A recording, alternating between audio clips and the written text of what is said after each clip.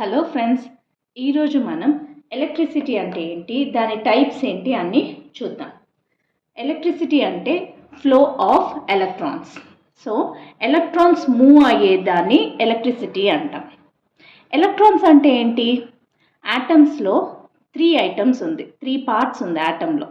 దాంట్లో one of the part వచ్చి electron, మిగతా రెండు వచ్చి ప్రోటాన్ అండ్ న్యూట్రాన్. సో ఒక యాటంలో ఏది ఈజీగా మూవ్ అవ్వగలదు అంటే ఎలక్ట్రాన్ మాత్రమే ఈజీగా మూవ్ అవ్వగలదు.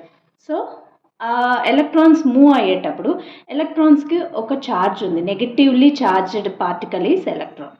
సో ఒక నెగటివ్ ఛార్జ్ అలా మూవ్ అయ్యేటప్పుడు మనకి వచ్చి ఎలక్ట్రిసిటీ ప్రొడ్యూస్ అవుతుంది.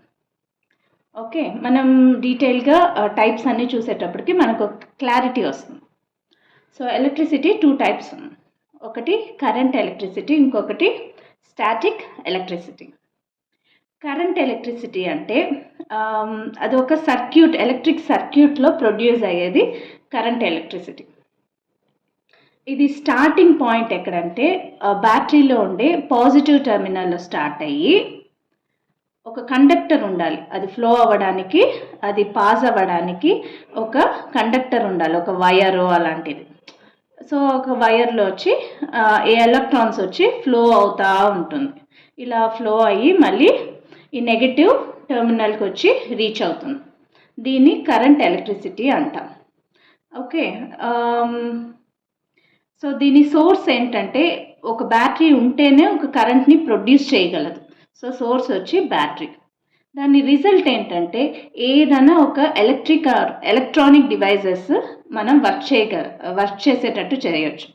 ఇక్కడ ఒక బల్బుని గ్లో చేసేదో, లేదా ఒక టీవీకో, ఒక ఫ్రిడ్జ్కో, ఒక ఐరన్ బాక్స్కో, దేనికన్నా మనకి ఒక కరెంట్ కావాలి కదా. అది it works only when there is a battery అంటే source and a wire. Okay, దీంట్లోనూ టైప్స్ అంతా ఉంది, like alternate AC and DC అనేది ఈ కరెంట్లో ఫర్దర్ డివిజన్లో వస్తుంది. సో ఇప్పటికీ మనం జస్ట్ కరెంట్ ఎలక్ట్రిసిటీ అంటే ఏంటి అని చూసాం. సెకండ్ టైప్ వచ్చి స్టాటిక్ ఎలక్ట్రిసిటీ. స్టాటిక్ ఎలక్ట్రిసిటీ అంటే ఇక్కడ ఒక వైరు ఏది అవసరం లేదు, ఒక యాటమ్ ఇంకో యాటమ్ అనేది ఏం తెలుసు కదా, ఒక ఎలిమెంట్లో వన్ ఆఫ్ ది పార్ట్. అంటే ఎలిమెంట్ అంటే ఒక బట్ట ఎత్తుకోండి, ఒక కర్చీఫ్ ఎత్తుకోండి, ఆ కర్చీఫ్లో ఎన్నో యాటమ్స్ కలిస్తేనే ఒక కర్చీఫ్ అనే ఒక పెద్ద క్లాత్ రెడీ అవుతుంది. సో ఈ యాటమ్ అదేలాగా ఇంకొక యాటమ్ ఉందనుకోండి, ఫర్ ఎగ్జాంపుల్ హెయిర్ పార్టికల్, అలా యాటమ్ అంటే టైనియస్ట్ పార్ట్ ఆఫ్ అన్ ఎలిమెంట్ని యాటమ్ అంటాం. సో ఒక యాటమ్ నుంచి ఎలక్ట్రాన్ వచ్చి ఇంకో యాటంలో వచ్చి ఉండిపోయిందంటే దాన్ని స్టాటిక్ ఎలక్ట్రిసిటీ అంటాం. ఎలక్ట్రిసిటీ అంటే ఏం చెప్పాను?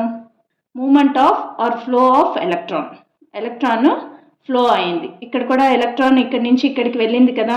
కానీ స్టాటిక్ ఎలక్ట్రిసిటీ అంటే స్టాటిక్ ఏంటంటే స్టేబుల్, ఓకే, నాట్ మూవింగ్ అలాంటి మీనింగ్స్ వస్తుంది. ఇక్కడ స్టేబుల్. సో ఈ ఎలక్ట్రాన్ ఇక్కడి నుంచి ఇక్కడికి ఫ్లో అయిపోయి ఇక్కడ స్టేబుల్గా ఉండిపోయింది కాబట్టి దీనికి స్టాటిక్ ఎలక్ట్రిసిటీ అనే పేరు వస్తుంది. సో ఈ static electricity day to day లైఫ్లో ఎక్కడంతా చూస్తామంటే ఏదైనా రెండు విషయాలు వచ్చి రబ్ అవ్వడము, టచ్ అవ్వడము, ఇలాంటి ప్లేసెస్లో స్టాటిక్ ఎలక్ట్రిసిటీ జరుగుతుంది. సో సోర్స్ వచ్చి ఒక ఫ్రిక్షన్ క్రియేట్ అయినప్పుడు లేదా కాంటాక్ట్ క్రియేట్ అయినప్పుడు, ఫ్రిక్షన్ అంటే నథింగ్ బట్ రబ్బింగ్, కాంటాక్ట్ అంటే టచ్, జస్ట్ పక్కన వచ్చి టచ్ చేస్తే కూడా స్టాటిక్ ఎలక్ట్రిసిటీ క్రియేట్ అయ్యే ఛాన్సెస్ చాలా ఎక్కువ. ఓకే, దానికి మెయిన్ ఏంటంటే ఇప్పుడు రెండు విషయాలు పక్కన పెట్టేటప్పుడు ఈ ఎలిమెంట్ ఒక ఎలక్ట్రాన్ వచ్చి అన్స్టేబుల్గా ఉండేటప్పుడే it can jump. Okay, it can move to the other element. లేదు ఇది స్టేబుల్గా ఉంది, ఇక్కడ అన్స్టేబుల్ ఎలక్ట్రాన్ ఉందంటే ఇక్కడి నుంచి ఇక్కడికి మూవ్ అయ్యే ఛాన్స్ ఉంది. సో ఎలాంటి ఎలిమెంట్స్ నుంచి ఎలాంటి ఎలిమెంట్కి షిఫ్ట్ అవుతుంది అనేది మనం యాటమ్ స్ట్రక్చర్ అన్ని చూసేటప్పుడు క్లారిటీ వస్తుంది. ఓకే, దీనివల్ల ఏంటి, ఈ స్టాటిక్ ఎలక్ట్రిసిటీ వల్ల ఏమేమి జరగవచ్చు అంటే స్పార్క్ క్రియేట్ అవ్వచ్చు, సౌండ్ క్రియేట్ అవ్వచ్చు, అట్రాక్షన్ క్రియేట్ అవ్వచ్చు, రిపల్షన్ క్రియేట్ అవ్వచ్చు. అంటే ఇప్పుడు లైటనింగ్ జరుగుతుంది. వానలు అంతా హెవీగా వచ్చేటప్పుడు లైట్నింగ్ వస్తుంది కదా, అది కూడా ఒక స్టాటిక్ ఎలక్ట్రిసిటీ వల్ల క్రియేట్ అయ్యే రిజల్ట్. ఈ అట్రాక్షన్ రిపల్షన్ అంతా వచ్చి ఇప్పుడు మనం ఒక కోంబ్ ఎత్తుకొని తలలో బాగా రబ్ చేసేసి అది ఒక పేపర్ పీసెస్ పక్కన పెట్టేటప్పుడు ఆ పేపర్ పీసెస్ అన్నీ కోంబ్తో అతుక్కుంటుంది. సో అది నథింగ్ బట్ అట్రాక్షన్. సో ఇలాంటి ప్రాసెస్ అన్నీ ఒక స్టాటిక్ ఎలక్ట్రిసిటీ వల్ల, ఈవెన్ షాక్ కొట్టడము అలాంటివన్నీ ఈ స్టాటిక్ ఎలక్ట్రిసిటీ వల్ల క్రియేట్ అవుతుంది. Okay, thank you friends.